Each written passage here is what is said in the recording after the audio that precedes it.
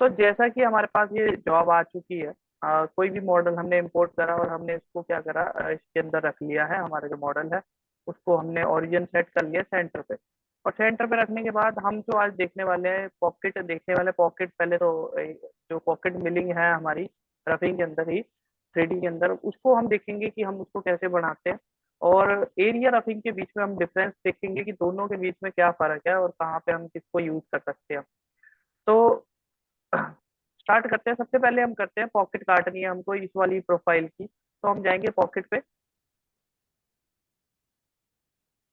Pocket select करते हैं और सिलेक्ट करने के बाद जैसे ही जहां पे भी मैं डबल क्लिक करूंगा तो ये मेरा ऑटोमेटिकली वो पॉकेट को सिलेक्ट कर लेगा। मेरे को ये भी चाहिए और ये भी चाहिए, तो इसने ऑटोमेटिकली ये पॉकेट सिलेक्ट कर ली, एंड करा। और यहाँ पे इसने चेन दिखा दी, कंटेनमेंट अगर कुछ देनी है आपने तो उसके लिए ओके करते हैं।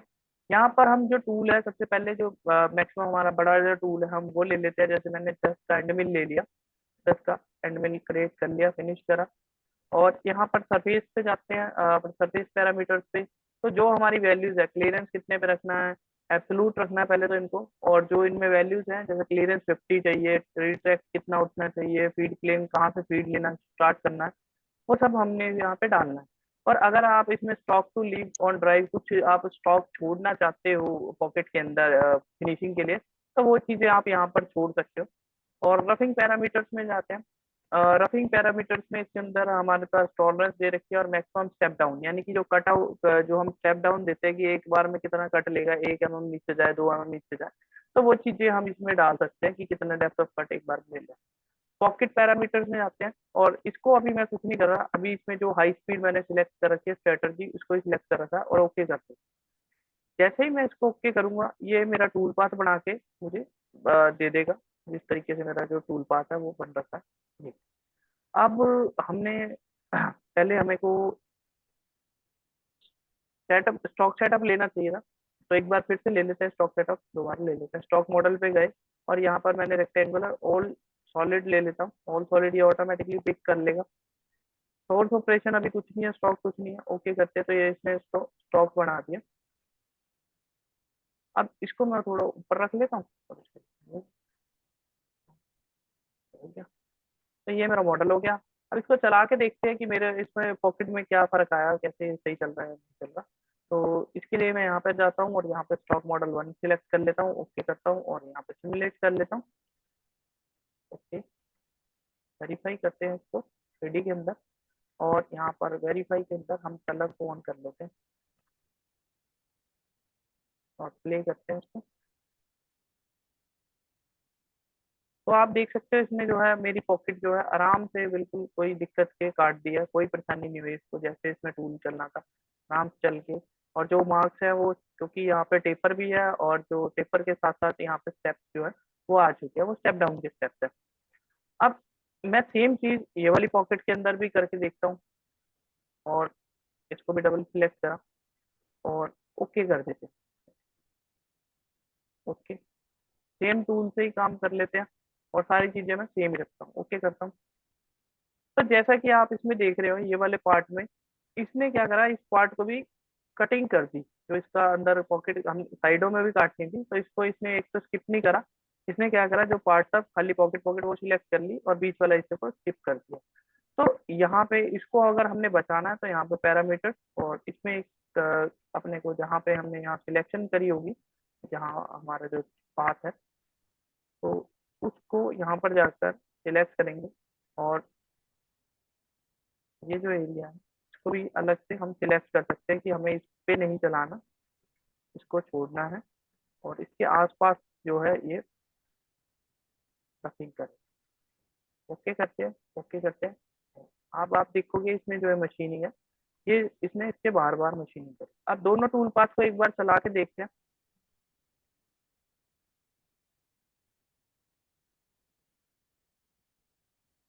वेरीफाई करते हैं।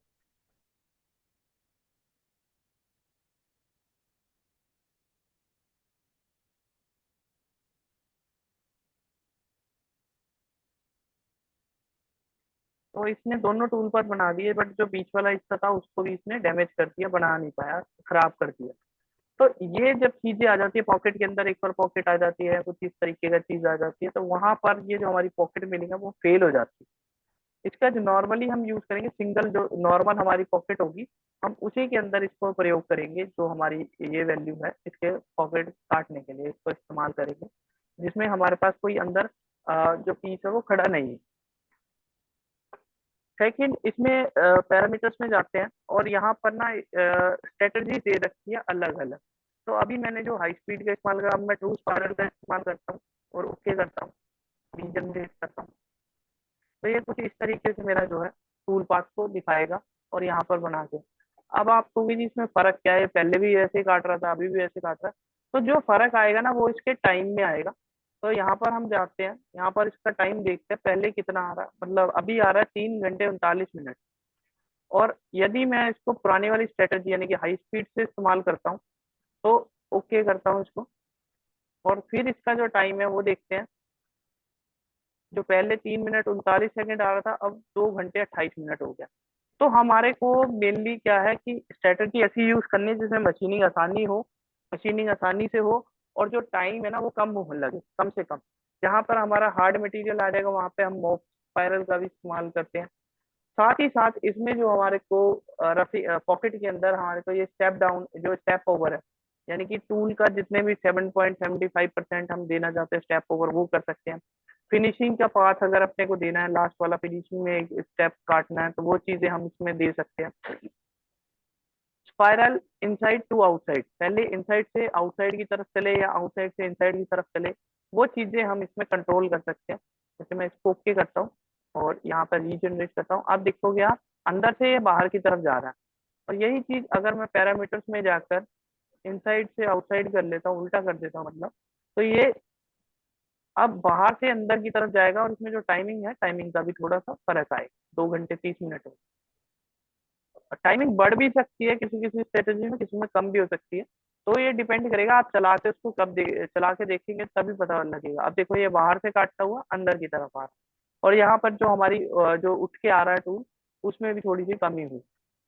तो मेनली अपने को स्ट्रेटजी अपनानी है जिसमें हम अच्छे से मशीनिंग कर सके और ज्यादा से ज्यादा जो है अपना टाइम उसको सेव कर सके।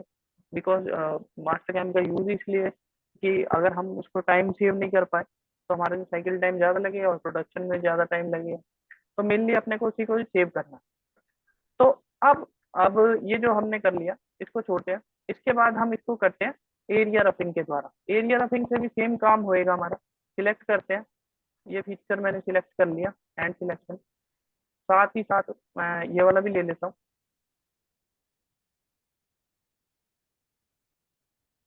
तो इसको पूरे को सिलेक्ट कर लेते हैं, हैंड सिलेक्शन।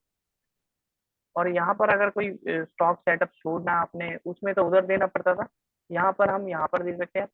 इसमें साथ साथ एक ना बाउंड्री आ जाती है, ये टूल बाउंड्री जो है, हम उसका इस्तेमाल कर सकते हैं कि हमारा जो टूल है इस वाली बाउंड्री के अंदर अंदर चले और इस वाली बाउंड्री के अंदर अंदर चले। ओके करते हैं, और साथ ही टूल सिलेक्ट करते हैं, 5 का ले लेते हैं या 10 का ले लेते हैं, जो भी हमें एक्स वाई जेड टूल जो भी हमने लेना वो ले सकते हैं।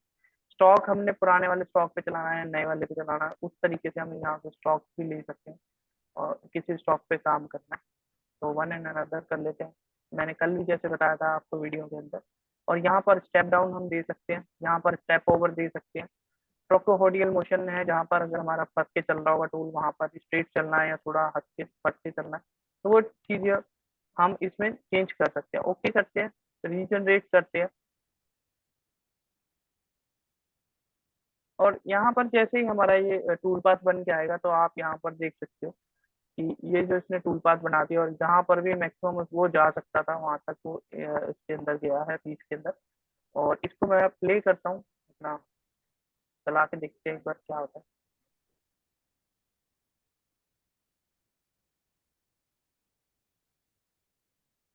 तो आप देख सकते हैं इसने कितना बढ़िया काम करा है, और साथ साथ सारा जो मटेरियल है उसको रिमूव कर दिया, बिकॉज हमने इसको बाउंड्री दी थी। एरिया जो रफिंग है ना, ये मेनली जो यूज होता है वो आपका एक बाउंड्री के साथ काम करने के लिए, ये बाहर भी कटिंग कर सकता है और अंदर भी कटिंग कर सकता है।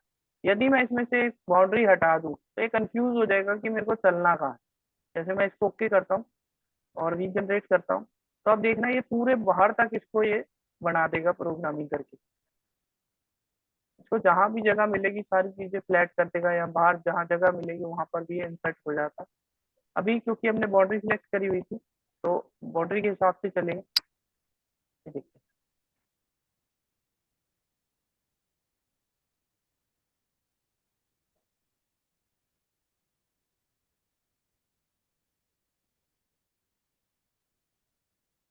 इसमें अपने को अगर टाइम सेव करना है, जो हमारे ये रिट्रैक्शन हो रही है इनको हम लिंकिंग पैरामीटर्स के अंदर जाकर मिनिमम बिट रिट्रैक्ट में रख सकते हैं, स्टेप ओवर को चेंजेस कर सकते हैं।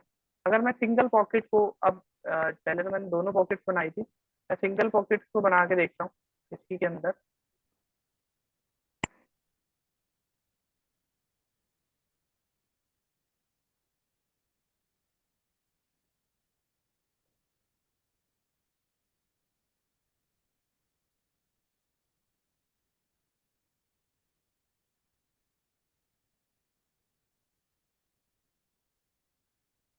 मैंने खाली यही बाउंड्री ली है, और यही जो पॉकेट है ये सिंगल पॉकेट ली है। अब हम इसको बनाते हैं और फिर देखते हैं क्या फर्क आता है। अब देखेंगे आप, मैंने खाली ये बाउंड्री ली, इसको कोई कंटेनमेंट नहीं दिया, कोई कुछ नहीं दिया।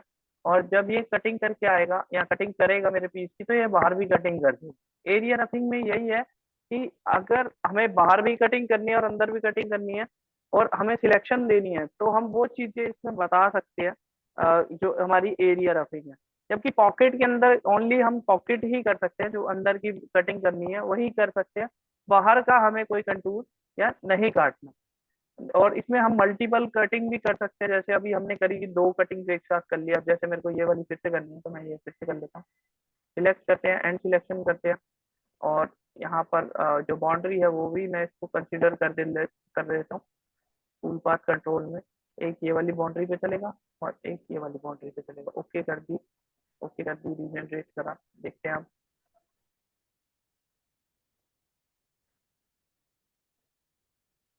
तो आप देख सकते हैं ये अच्छे से इसको कटिंग करेगा, और साथ साथ जो जितना भी मटेरियल होगा ये उसको रिमूव कर देगा। और अगर मैं चाहता हूँ कि मैं ये वाला हिस्सा को छोड़ना, अभी हम देखेंगे इसको, वेरीफाई करते हैं क्या क्या कटिंग कर रहा है क्या क्या नहीं कर रहा। देखो, तो इसने भी बीच वाला हिस्सा छोड़ दिया, मतलब काट दिया है इसको। इसको बट अपने को बचाना है, तो हम इसमें भी बाउंड्री दे देंगे कि भाई ये वाला हिस्से को अवॉइड करके चलिए। एक बार इसको यहाँ से पकड़ लेते हैं, ये वाली होगी। तो हम इसमें बाउंड्रीज को इस्तेमाल कर कर ये चीजें बचा सकते हैं और बना सकते हैं।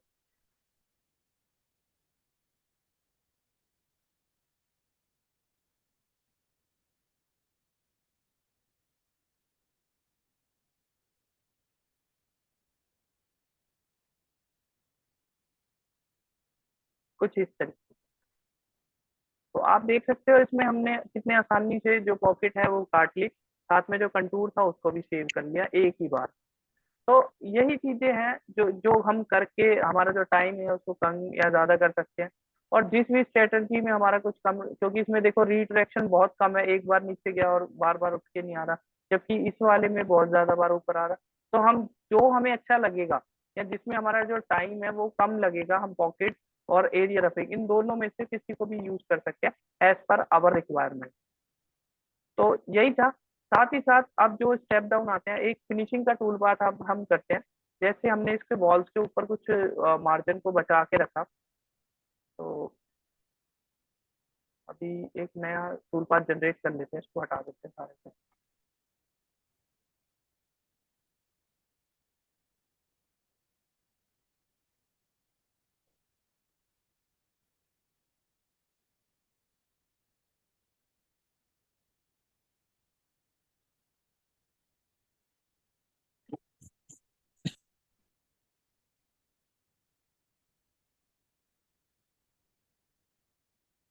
मैं इसमें जाता हूँ, एरिया रफिंग करता हूँ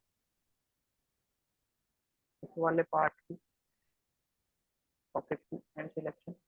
और यहाँ पर मैं एक एक mm का मार्जिन रख लेता हूँ। और टूल को कहता हूँ, जो हमारा टूल है 5 का है, 10 का ही चला देते हैं। स्टॉक सेटअप ऑलरेडी हो ही रखा है उसमें। और लिंकिंग पैरामीटर्स में जो चीज़ें मेरे को चेंज करनी थी वो मैं कर सकता हूँ। और यहाँ पर बस एक बाउंड्री और दे देता हूँ, सो दैट ये इस बाउंड्री के अंदर अंदर चले।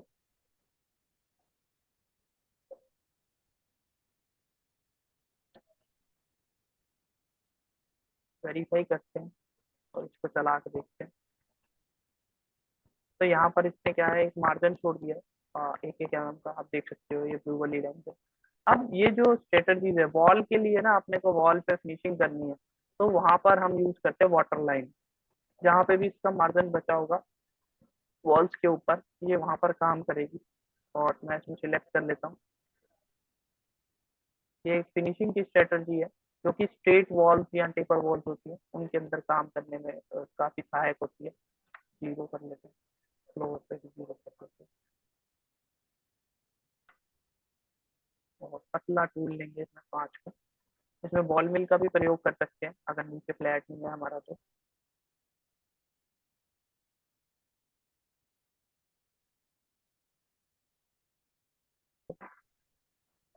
चीप हो गया। और बाकी अगर हमने इसको जेड में कंट्रोल करना है, एंगल पे कंट्रोल करना टूल को, जो हमारा टेप पर है कि कितने डिग्री से कितने डिग्री के बीच की ये चीजें ले, तो वो सारी चीजें हम इसमें रख सकते हैं।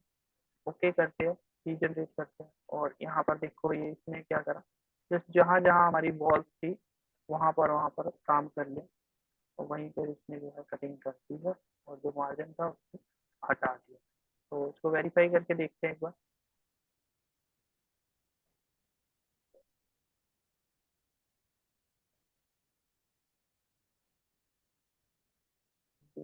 पास टूल पास को इकट्ठे चलाते हैं।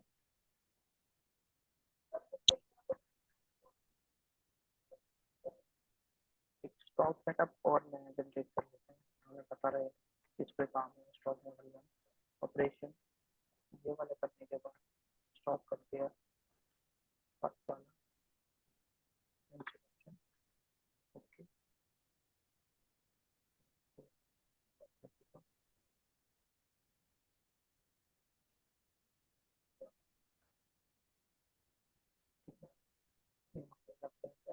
में आते हैं यहाँ पे स्टॉक को करने से कटिंग करने के बाद जो स्टॉक बचेगा हम उसको उसी पे काम करना चाहते हैं, रीजनरेट करते हैं। आप देख सकते हैं स्ट्रेटजी कैसे काम करती है। इसमें टूल पाथ कंट्रोल के लिए हम बाउंड्री दे देते हैं,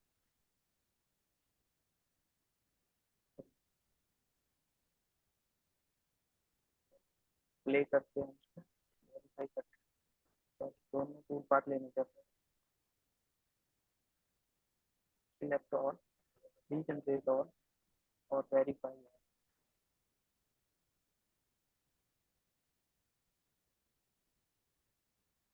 अब आप देख सकते हैं जो हमारी पॉकेट है कितने अच्छे से उसने कटिंग करी है।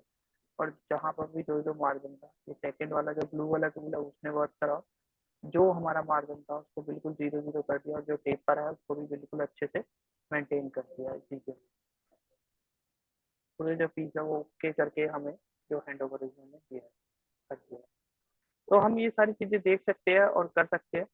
और इसको मशीन के ऊपर भी चला के अगर चलाना चाहें जैसे ये मशीन है, तो इसके ऊपर भी वेरीफाई कैसे करें। एक्चुअल में ये 5 एक्सेस मशीन है, दिखा रखते हैं। तो हमारी मर्जी है हम उसको किस तरीके से दिखा सकते हैं और उसकी फीस है उसको कैसे। तो मेनली जो डिपेंड करेगा वो आपकी जो स्किल्स है उसी के ऊपर पता लगेगा, जब जैसे आप प्रैक्टिस करते रहोगे कि सीख सीख के भाई हमें पॉकेट में ज्यादा अच्छे से काम होने वाला है जो जॉब है उसमें, या फिर एरिया रफिंग के अंदर। तो हमारी जो स्ट्रेटजीज है उनको हम उसी अकॉर्डिंग यूज करेंगे और ये जो पार्ट है इसको बनाएंगे। तो होप करता हूँ आपको ये वीडियो अच्छी लगी होगी और जो है समझ आया होगा एरिया रफिंग और कहाँ पे यूज करनी है, पॉकेट मिलिंग कहाँ पर यूज करनी है। तो आगे भी ऐसे ही वीडियोस के लिए जुड़े रहें हमारे चैनल के साथ। और जो कोर्सेज हैं उनमें जो है एडमिशन ले सकते हैं आप लोग। हमारे यहाँ बहुत सारे कोर्सेज हैं जो हम कराते हैं। तो थैंक यू एवरीवन।